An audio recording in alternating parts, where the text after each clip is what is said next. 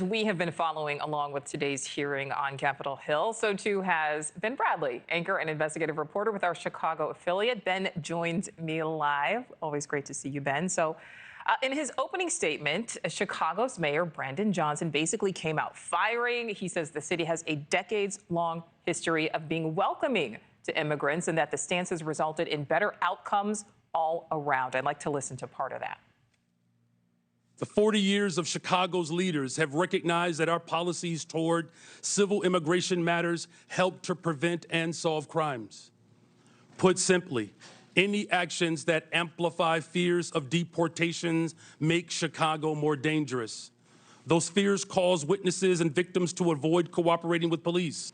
When there is trust between city's residents and the police, undocumented immigrants come forward to report crimes to local law enforcement and provide information that helps the police solve those crimes. I know there are myths about these laws, but we must not let mischaracterizations and fear-mongering obscure the reality that Chicago's crime rates are trending down.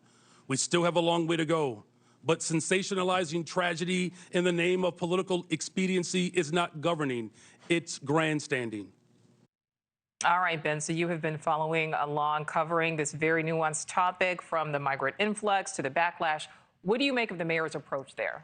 I got to say, Nichole, as a local news reporter, I don't have too much occasion to watch full-length congressional hearings, but it doesn't give you a lot of faith in the process because both sides were just talking past each other. Chicago Mayor Brandon Johnson looked like, he had been stuffed in a hotel room with a bunch of lawyers for the last 2 days preparing for a deposition because he was.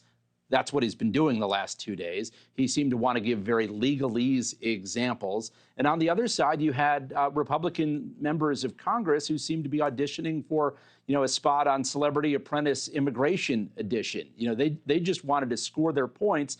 And no one wanted to acknowledge the reality on the ground, which is since President Trump took over, border crossings have plummeted. But at the same time, Chicago and other Democratic cities were dealing with what border cities had been dealing with for years, an influx of migrants with no money, no resources, and no help. And that's because Congress, which sets immigration policy, has failed for years to act. So, Ben, my question for you, Mayor Johnson's approval rating right now, since we are based here in Chicago, we know his approval rating is not great right now, but he is also following policies that were already in place. Do you think we will see changes to Chicago sanctuary city or immigration policies as we move forward? What Democrats across the country and here in Chicago learned in the national elections in November is that voters are frustrated with how much of their tax dollars have gone toward the immigration issue. Here in Chicago, $400 million was spent to house and care for more than 50,000 migrants over the last couple of years.